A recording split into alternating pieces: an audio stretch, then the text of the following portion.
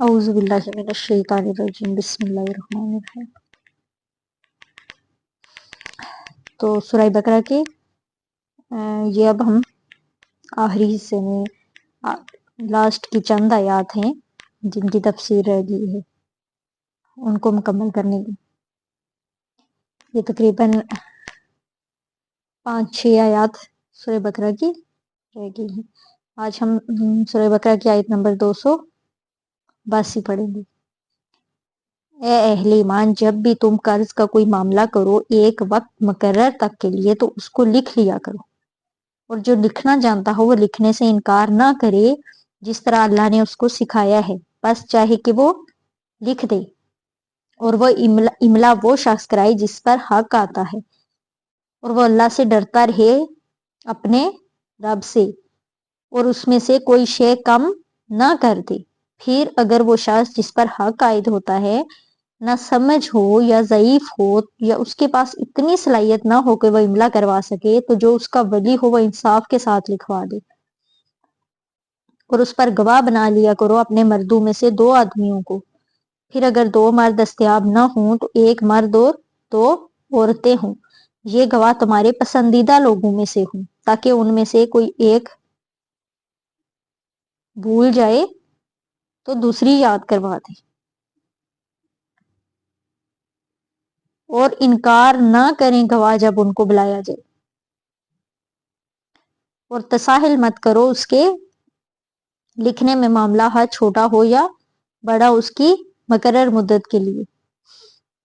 یہ اللہ کے نزدیک بھی زیادہ مبنی بر انصاف ہے اور گواہی کو زیادہ درست رکھنے والا ہے، اور یہ اس کے زیادہ قریب ہے کہ تم شبہ میں نہیں پڑو گے، اللہ یہ کہ کوئی تجارتی لین دین ہو جو تم دست بدست کرتے ہو تو تم پر کوئی گناہ نہیں کہ اسے نہ لکھو، اور گواہ بنا لیا کرو جب کوئی سودا کرو، اور نہ نقصان پہنچایا جائے کسی لکھنے والے کو اور گواہ کو، اور نہ نقصان پہنچائے کوئی لکھنے والا اور گواہ۔ اور اگر تم ایسا کرو گے تو یہ تمہارے حق میں گناہ کی بات ہے۔ اللہ سے ڈرتے رہو، اور اللہ تمہیں تعلیم دے رہا ہے، اور اللہ ہر چیز کا علم رکھنے والا ہے۔ اب یہ جو آیت نمبر 282 ہم نے پڑھی ہے، یہ قرآن حکیم کی طویل ترین آیت ہے، اور اسے آیت دین بھی کہا جاتا ہے، اس کو نام دیا گیا ہے۔ اب اس آیت میں ہدایت کی گئی ہے کہ جب بھی قرض کا آپس میں کوئی لین دین ہو، کاروباری معاملہ ہو یا ویسے قرض کا لین دین ہو، تو اس کو باقاعدہ طور پر لکھ لیا جائے اور اس پر 2 گواہ مقرر کیا جائے۔ اب ہم عام روٹین میں دیکھیں تو ہمارے ہاں تو یہ رواج ہے کہ اگر قرض کسی کو دیا جا رہا ہے، اس کو کہا جائے کہ کوئی تحریری کرو یا لکھو یا کچھ بھی، تو وہ اس کو برا خیال کرتے ہیں، اس کو اچھا خیال نہیں کرتے، وہ اس کو مائنڈ کرتے ہیں، برا مناتے ہیں کہ جی تمہیں مجھ پہ بھروسہ نہیں، جبکہ اللہ کی یہ آیت واضح آ چکی ہے۔ اب ہم اس قرآنی آیت کو نظر انداز کرتے ہیں، اور خود بھی جو قرض دینے والا بھی ہوتا ہے آج کل کے دیکھیں تو وہ خود بھی یہ خیال اچھا نہیں کرتا کہ کسی دوست کو، عزیز کو قرض دیا ہے تو اب اگر میں لکھواؤں گا تو غلط بات ہے۔ تو اس لیے نا جب قرض دیا جائے تو اس کو لکھوا لینا چاہیے، یہ اللہ کہتا ہے۔ تمام جو معاملات زبانی طے کر لیے جاتے ہیں، اور بعد میں جب معاملات میں بگاڑ پیدا ہوتا ہے تو پھر لوگ شکوہ شکایت کرتے ہیں اور چیخو پکار کرتے ہیں۔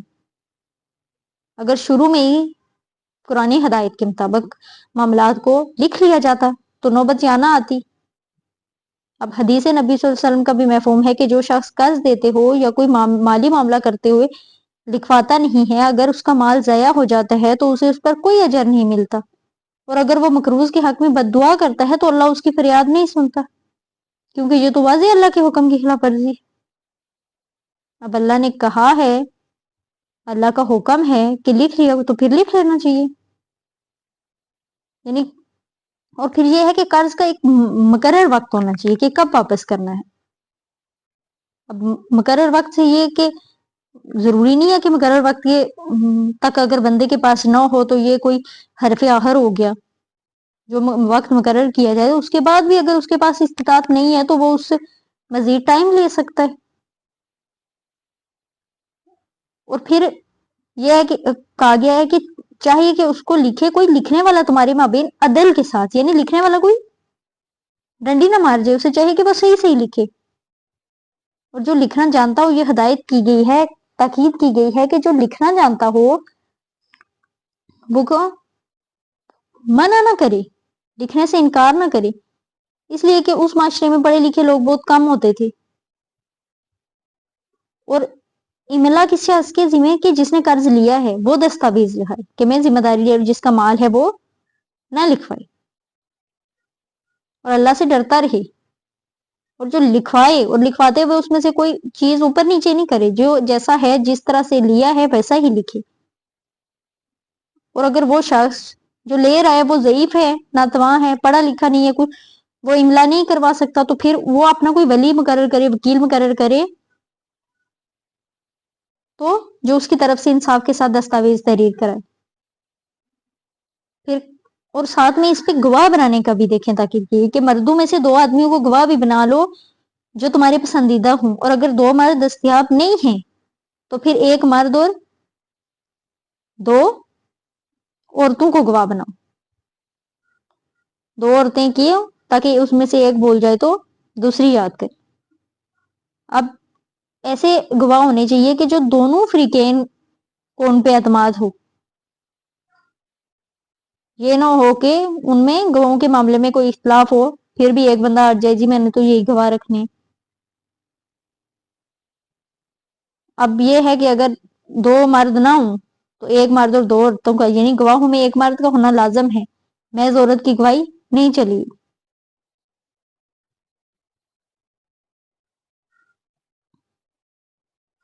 اور انکار نہ کریں جب گواہوں کو بلایا جائے، یعنی گواہ کو گواہی کے لیے بلایا جائے تو آ کے اس سے انکار نہیں کریں، بلکہ وہ اسی سورہ مبارک کی آیت نمبر 140 میں ہم پڑھ کے بھی آئے کہ اس شخص سے بڑھ کر ظالم کون ہوگا جس کے پاس اللہ کی طرف سے ایک شہادت موجود ہو اور وہ اسے چھپائے. اور کیا کہ تساہل مت کرو اس کے لکھنے میں، معاملہ ہے چھوٹا ہو یا بڑا، یعنی چھوٹا بھی ہو قرض، اس کی دستاویز جو ہے وہ تحریر ہونی چاہیے. یہ نہیں کہ اتنی رقم ہے اتنے وقت میں اسے لوٹا دوں گا، چھوٹی سی رقم ہے اس کے لیے کیا لکھنا. لیکن اللہ نے کہا ہے کہ اس کو لکھ لیا کرو، اللہ کے نزدیک یہ زیادہ انصاف ہے اور گواہی کو زیادہ درست رکھنے والا. معاملہ جب تحریر میں آ جائے گا بہت واضح رہے گا، ورنہ زبانی یاداشت کے اندر تو کہیں نہ کہیں فرق آ ہی جاتا ہے. یہ اس لیے زیادہ ہے کہ تم شک میں نہیں پڑو. ہاں اگر کوئی تجارتی لین دین ہو جو تم دست بدست کرتے ہو، مثلا آپ کسی دکاندار سے کوئی شے خریدتے ہیں اور نقد پیسے ادا کرتے ہیں، تو ضروری نہیں ہے آپ اس کا کیش میمو بھی کر لیں. اگر آپ چاہیں تو دکاندار سے کیش میں طلب کر سکتے ہیں، اس کے لیے کوئی گناہ نہیں ہے کہ اسے نہ لکھو. اور گواہ بنا لیا کرو جب کوئی سودا کرو، یعنی یہ مستقبل کا سودا ہے. یہ بھی ایک طرح کا قرض ہے. مثال کے طور پر آپ کسی ذمہ دار سے طے کرتے ہیں کہ آئندہ فصل کے موقع پر آپ اس سے اتنے روپے فی من کے حساب سے اتنی گندم خریدیں گے. اس میں لازم ہے کہ جس طرح سے آپ ابھی پوری رقم ادا کریں یا اس وقت نہیں، لیکن یہ آپ کیا کریں کہ لین دین جو ہے یہ باقاعدہ تحریر ہونا چاہیے اور اس پر بھی 2 گواہ ہونے چاہیے. اور کسی بھی لکھنے والے کو اور گواہ کو کوئی نقصان نہیں پہنچانا. اگر تم ایسا کرو گے، نقصان پہنچاؤ گے، تو تمہارے حق میں یہ گناہ ہے. اللہ سے ڈرتے رہو، اللہ تو ہر چیز کا علم رکھنے والا ہے، اللہ تمہیں تعلیم دے رہا ہے. اب یہ ایک آیت مکمل ہوئی ہے، یہ قرآن پاک کی سب سے طویل آیت ہے. یہ دیکھیں حساب کتاب سے ریلیٹڈ ہے. تو اس میں کتنی واضح آیا ہے کہ قرض کے لین دین کو آپس میں لکھ لیا کریں. اب اس سبق میں ہم یہی ایک آئی تھی کافی ہے، کیونکہ یہ کافی لینتھی